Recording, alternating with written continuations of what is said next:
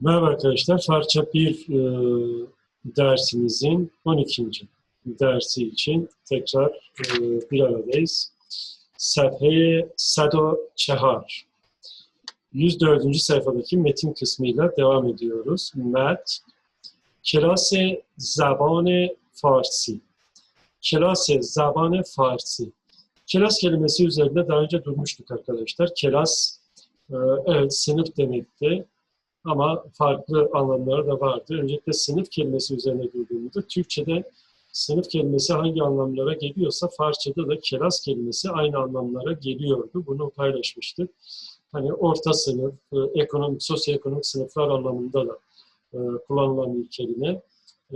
Üst sınıfa mensup, alt sınıfa mensup, orta sınıf mensubu. Zaten esnaf kelimesini de hatırlarsanız bu kelimenin çoğulu. Hani ayrı ayrı sınıflardan oluşuyorlar. Ayakkabıcılar sınıfı, işte peynirciler sınıfı, kayısıcılar sınıfı ve benzeri esnafı oluşturuyor bunlar. Esnaf kirasın çoğulu. Kiras hem dört duvar olarak sınıf demek, hem dört duvar arasında bir araya gelmiş, aynı eğitim seviyesinde bulunan bireyleri anlatan bir tabir. 3. sınıf, 4. sınıfta gidiyor, devam ediyor anlamında. Kilasın burada farklı bir anlamı daha çıkacak karşımıza. Bu da ders. Ben kilas darem dediğimizde sınıfım var değil, dersim var demek istiyoruz. Yerine göre bunları da oturtabileceğiz. دیروز معلم مهربان زبان فارسی به کلاس من آمد. Dolayısıyla bu cümleyi iki şekilde çevirebileceğiz. Diruz, muallime mehrebane zabane farsi. Farsçanın sevgili, şefkatli öğretmeni. Dün ve kilas-ı man sınıfımıza, dersimize Ahmet. Arkadaşlar bitişik şahıs amili kullanımına dikkat ediyoruz. Ve kilas-ı man bizim sınıfa, bizim derse değil sınıfımıza, dersimize geldi şeklinde çeviriyoruz bunu. Tamlamanın uzamasına da dikkat ediyoruz. Bütün bunları öğrendiklerimizi tek tek yerleştirmemiz gerekiyor. Bu kitab-ı zebane Farsi, bu kitab-ı zebane Farsi ve kilas Ahmet. O Farsça kitabıyla sınıfa geldi, derse geldi. Muallim ma یک saat به ما زبان فارسی درس داد. Muallim man, öğretmenimiz یک saat, bir saat, bema, bize, zabane Farsi, Farsça, ders anlattı. Bir saat bize Farsça anlattı. Zabane Farsi kelimesini arkadaşlar özellikle Farsça diye çeviriyoruz. Farsça diye çevirmek yerine Farsça dili demeye gerek yok. او کتاب فارسی را هم برای ما خواند. او کتاب فارسی را هم برای ما خواند.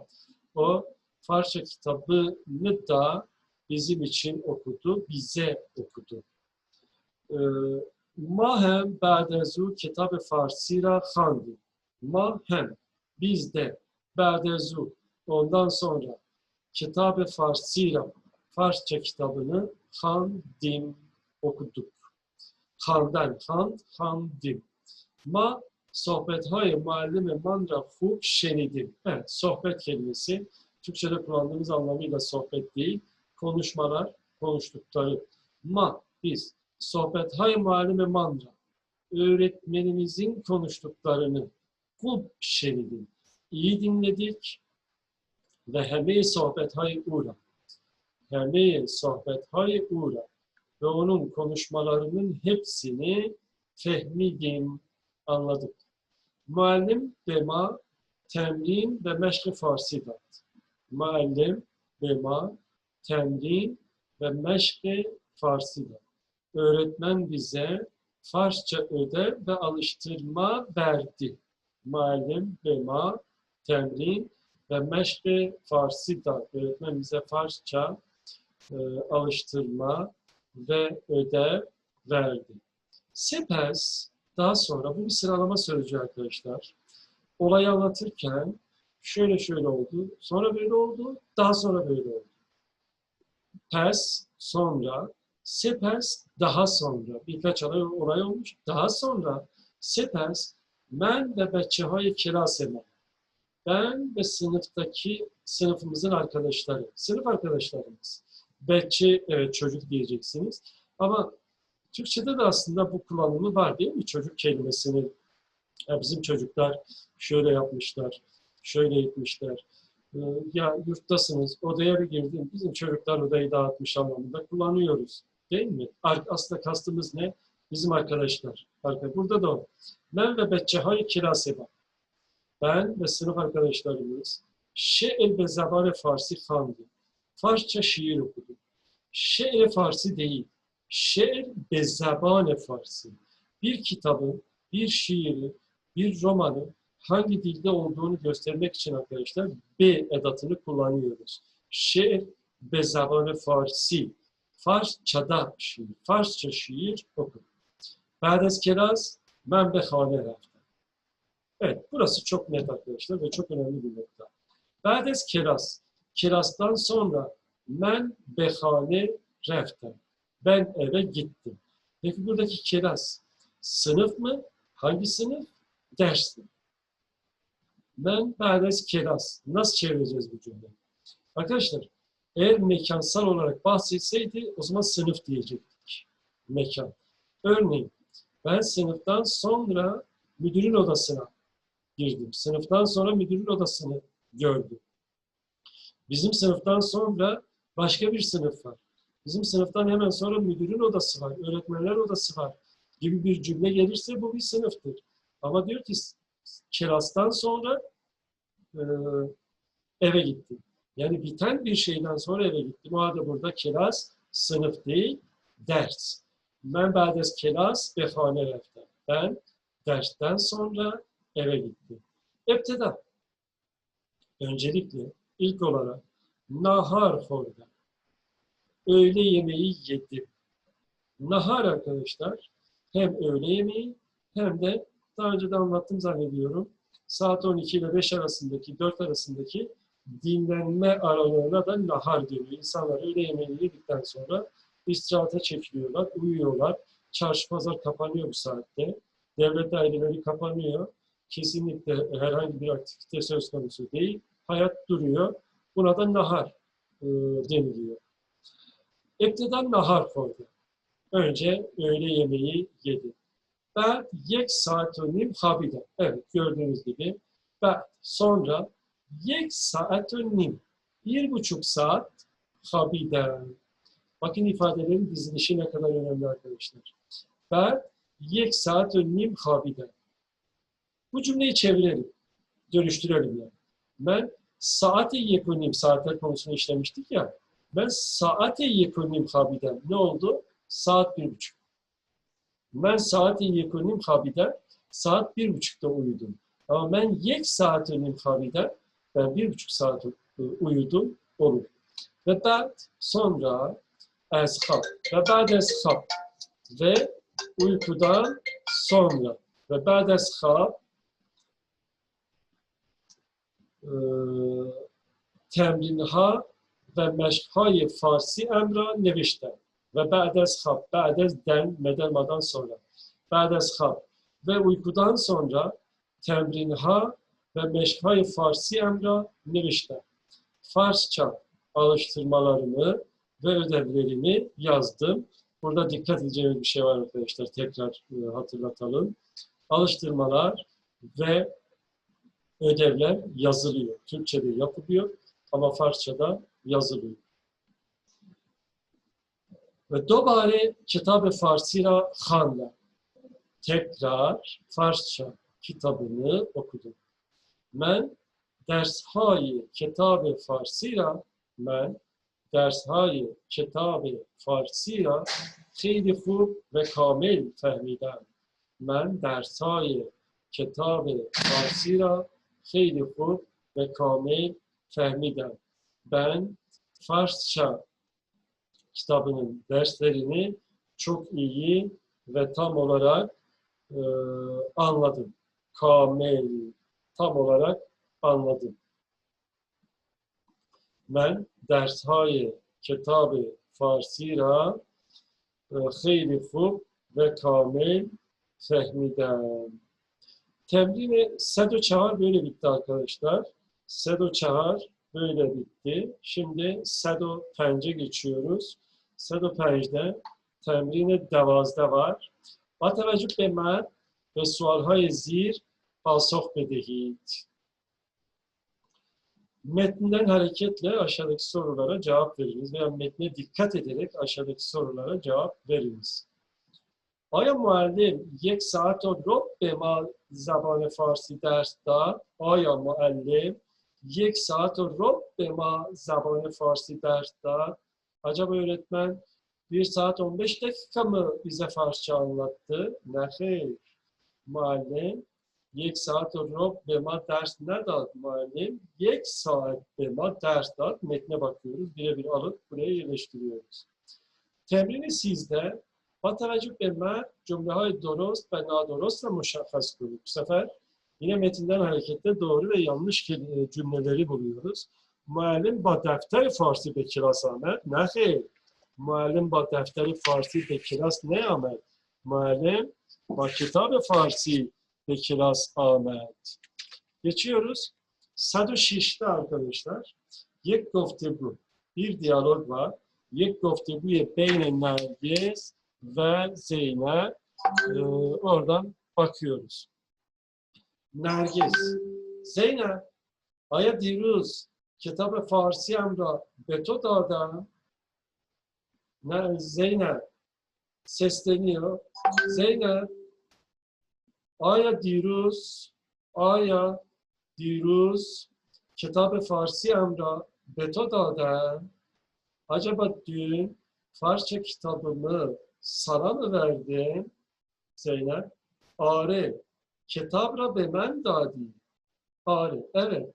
Kitabı به من, bana verdin. Kitabı Farsi nasıl yazıldığına dikkat ediyoruz arkadaşlar. Kitabet yine bitişik şahıs amirleri. Bunları öğrenmiştik. Hemen uygulamada özellikle dikkat ediyoruz. آیا جواب تمرین ها را از روی کتاب من نوشتی؟ آیا جواب تمرین ها را از روی کتاب من نوشتی? Acaba alıştırmaların cevabını benim kitabımın üzerinden mi yazdın? Ne demek arkadaşlar? Şimdi bunu anlamak için şöyle bir sohbete girelim. Kur'an okuyoruz. Kur'an okumayı biliyorsunuz ve soruluyor. Sen Kur'an ezbere mi okuyorsun? Hafız mısın? Hayır. Ben Kur'an'ı yüzünden okuyorum. Ne demek yüzünden okuyorum? Yani bakarak, değil mi? Ben Kur'an'ı bakarak okuyorum. Ezru'yu, Farsçada da aynı durumda geçer. Aynı durum şekilde kullanılıyor. Ezru'yu kitabıma, kitabımın yüzünden, kitabımın üzerinden, yani kitabıma bakarak mı yazdın? Ne? Hayır. Yok. Ben fakat sadece, evet tuzak kelimelerden birisi, değil mi? Türkçede de aynı kelime var ama anlamı farklı. Ben fakat mani kelime hara ez ruy kitabet niviştem. Ben fakat mani kelime hara ez ruy kitabet niviştem. Sadece kelimelerin anlamını senin kitabına bakarak yazdım. Fakat sadece. Fakat anlamında emma, lakin, velakini kullanıyoruz. Liken, nergiz. Mani kelimeهای جدید را فهمیدی؟ Mani kelimeهای جدید را فهمیدی? Yeni kelimelerin anlamlarını anladın mı? Zeynep, آره. من معنی همه کلمه ها را فهمیدم.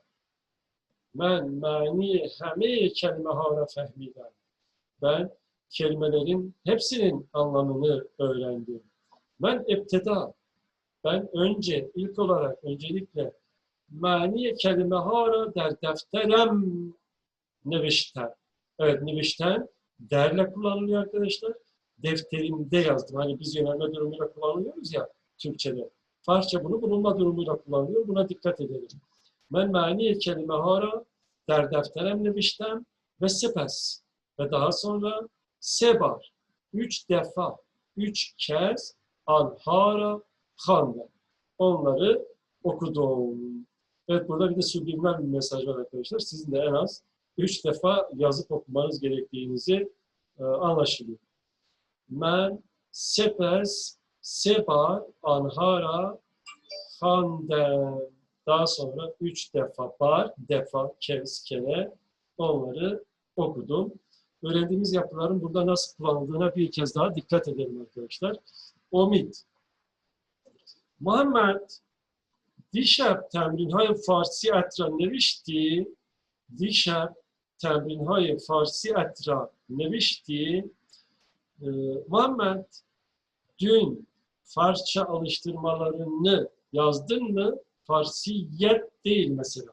Ye kaynaştırması almadı, elif kaynaştırması aldı. Temrinhay Farsi et ra nevişti. Muhammed are nevişten. Hemen toparlayalım arkadaşlar. Geri dönelim. Şimdi şöyle bir soru gelmesin zihninize. Temrinhay Farsi et ra nevişti. Nevişten burada neden ra ile kullanıldı? Çünkü o ra neviştenle alakalı değil. Nevişten burada yalın kullanıldı. O nesne, belirtme durum eki olduğu için temrinhay Farsi etle birlikte kullanıldı. Değer kullanılması, bulunma durumu eki kullanılması, herhangi bir yere bir şey yazmak anlamında bir cümlede bir kullanım söz konusuysa onu söylüyoruz değerli arkadaşlar. Aya sualhay bakhsh matn ra fahmidi? Aya sualhay bakhsh matn ra fahmidi? Acaba metin bölümünün sorularını anladın mı? Aya sualhay bakhsh matn ra fahmidi? Sual, soru, sual ha çoğul eki almış. Ye orada tamlama eki biliyorsunuz. Bakhşe hemen tamlama nasıl yapılıyor? Ha a ünlüsüyle bittiği için ye tamlama ekini aldı. Bakhş şe ünsüzüyle bittiği için sadece izafet kesresi, tamlama kesresi aldı. Bakhşe medra fehmidi, anladın mı? Ben bazı ez arkadaşlar den bir kısmı, den bazısı bir kalıp ifade. Bazı yazdan sonra mutlaka çoğul bir yapı gelmesi lazım. Burada da sualha gelmiş zaten. Ben bazı ez sualhara ne fehmidem. Ben sorulardan bazısını anlamadım. Yani bazı soruları anlamadım anlamında. Sorulardan bazısını anlamadım. Muhammed. Are. Ben cevabı heme sualhara neviştem. Are. Evet.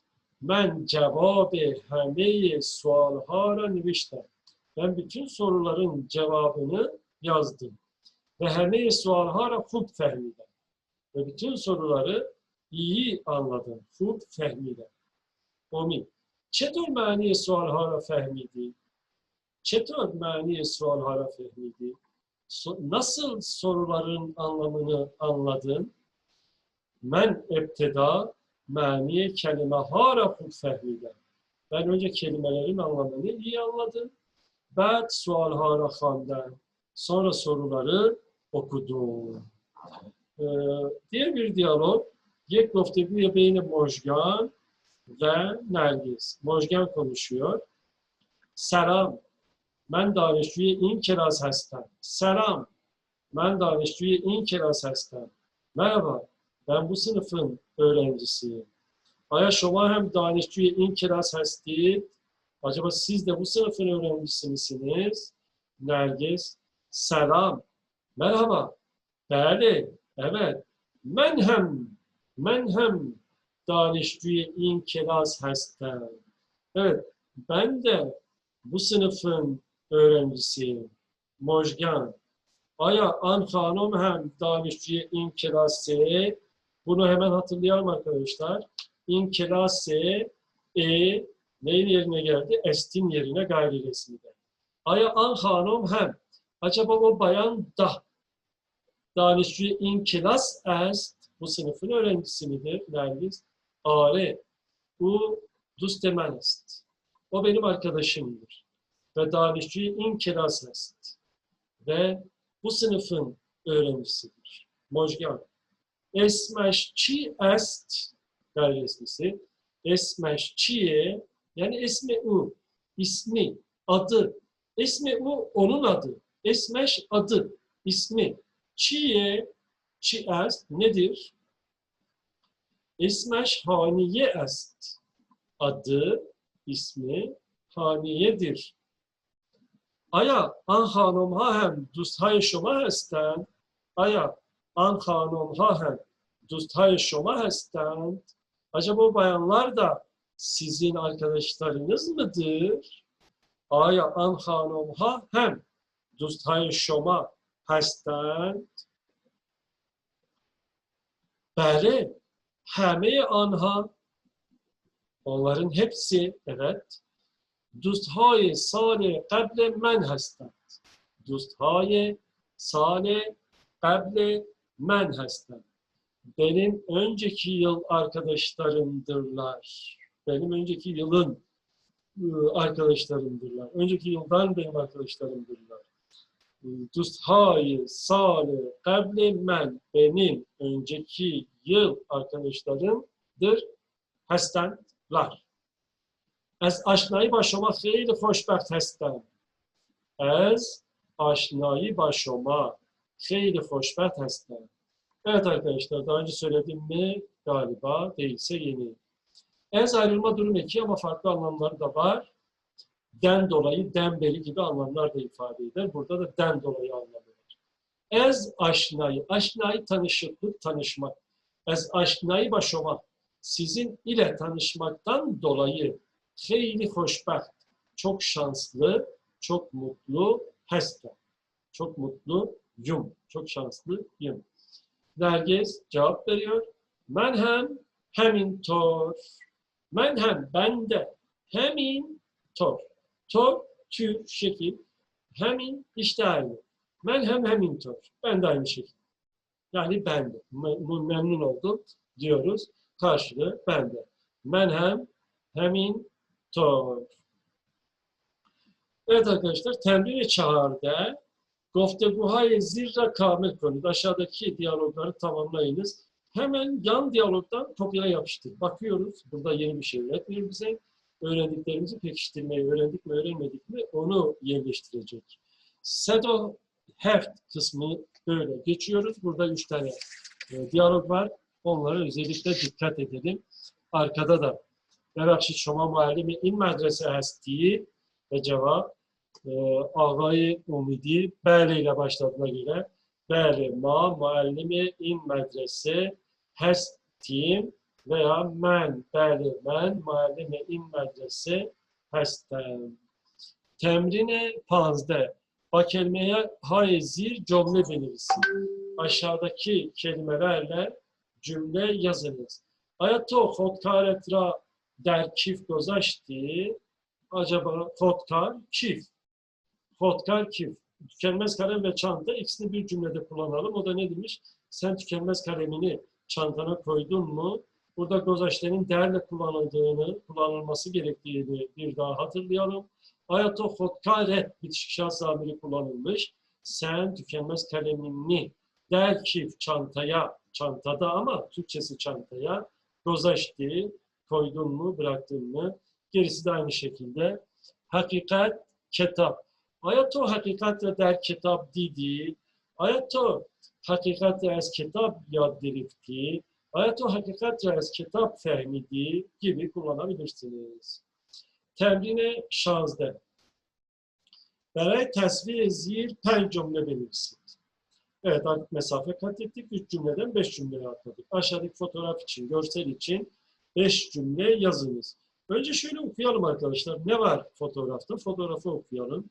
Muallim, kitap, kelas, medrese, pencere, miz, sandalye, danışçu, doktor, kitap, defter, hodkar, kif, görünmese bile muhtemelen vardır. Mudir, nazım, heyat, bunları kullanarak zihnimize birer cümle oluşturalım. 5 tane farklı cümle oluşturalım. Kitab-ı muallimi زبان فارسی با کتاب فارسی به کلاس آمد و 1 saat ve بچه‌ها فارسی ders dağıt dedim. Siz devamını getirirsiniz. Folasi kısmına geldiğimizde arkadaşlar kelime-hay cedid var. Lütfen burayı sesli bir şekilde okuyun. Anlamlarını, hepsinin anlamlarını bildiğinizden emin olarak geçiniz. Emin olmadan geçmeyiniz. Bilmediğiniz kelime varsa hemen arkadaki sözlükten takviye ediniz. Ya da videoyu başa sararak da bunu yapma imkanınız var. Telaffuz kısmında bizim daha önce konuştuklarımızı tekrar toparlamış. Perende ziba, deryay ziba, danışçuy ziba, khane em, keşti em, Baba, yem, danışgüyem. Kırmızıyla biterse mavi gelir demiştik. H ve A'dan sonra Y geliyor. U'dan sonra Y geliyor.